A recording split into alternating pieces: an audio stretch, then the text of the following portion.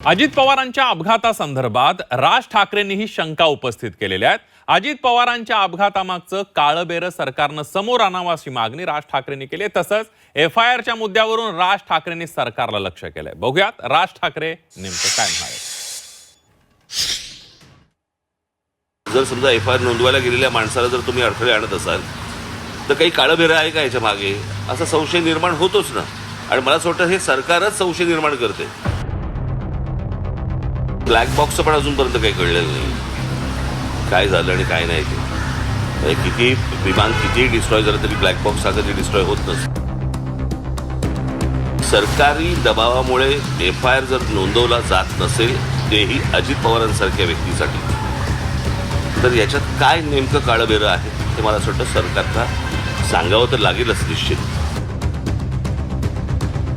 अजित पवारांचा अपघात की घातपात असा संशय निर्माण करण्यात येतो। अनेक नेत्यांनी दादांच्या अपघातानंतर शंका उपस्थित केल्या।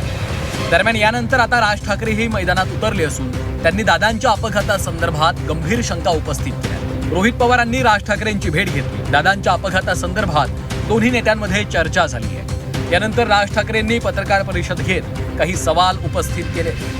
मला यातलं काही राजकारण मला काही माहिती नाही की नक्की काय चालू आहे ते, पण एफआयआर करताना ज्या वेळेला अडथळे आणले जातात, म्हणजे ज्या राज्यामध्ये सांगितलं गेलं की तुम्ही कोणीही एफआयआर नोंदवू शकता, आणि नोंदवू शकता म्हटल्यानंतर जर समजा एफआयआर नोंदवायला गेलेल्या माणसाला जर तुम्ही अडथळे आणत असाल तर काही काळबेरं आहे का याच्या मागे, असा संशय निर्माण होतोच ना। आणि मला असं वाटतं हे सरकारच संशय निर्माण करते। जर समजा त्यांना काही त्यांचं म्हणणं मांडायचं असेल, त्यांना जर एफआयआर नोंदवायचं असेल आणि चौकशी त्या पद्धतीने व्हावी अशी जर त्यांची अपेक्षा असेल तर यात गैर काय। आणि म्हणून मला असं वाटतं की ह्या गोष्टीकडे जास्ती गांभीर्याने पाहिलं पाहिजे आणि मला असं वाटतं सरकारने या गोष्टींची उत्तरं त्यांना दिली पाहिजे। अजितदादांच्या विमान अपघातानंतर AAIBनं त्यांच्या निवेदनात ब्लॅक बॉक्सचं नुकसान झाल्याचं सांगितलं। दरम्यान यानंतर रोहित पवारांनी ब्लॅक बॉक्स जळूच शकत नसल्याचं सांगत गंभीर आरोपही केले होते। दरम्यान राज ठाकरेंनीही ब्लॅक बॉक्स संदर्भात रोखठोक मत व्यक्त केलं। यावेळी राज ठाकरेंनी सरकारवरही हल्लाबोल केला।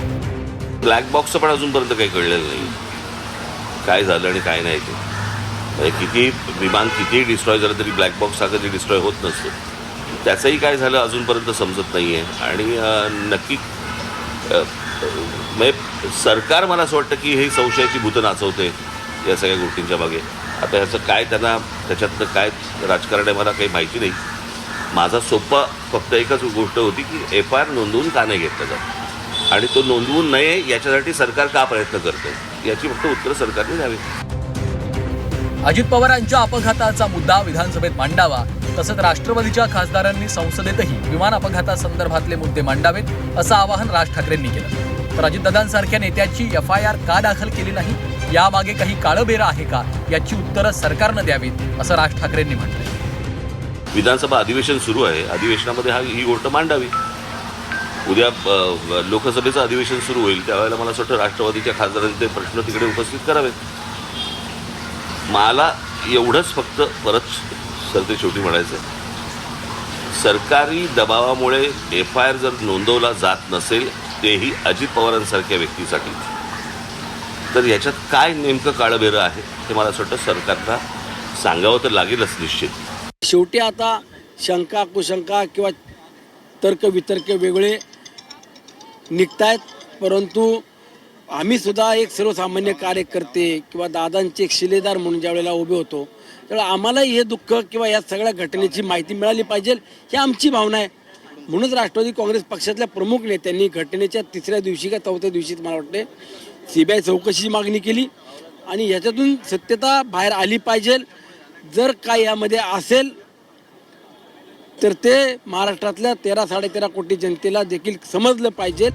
रोहित पवारांनी राज ठाकरेंची भेट घेतल्यानंतर राज ठाकरेंनीही दादांच्या अपघातासंदर्भात शंका उपस्थित केल्या। एफआयआरच्या मुद्द्यावरनं राज ठाकरेंनी सरकारवर हल्लाबोल केलाय। तर या प्रकरणात सरकारला उत्तरं द्यावी लागतील असं म्हणत राज ठाकरेही आता मैदानात उतरले। ब्युरो रिपोर्ट, झी 24 तास।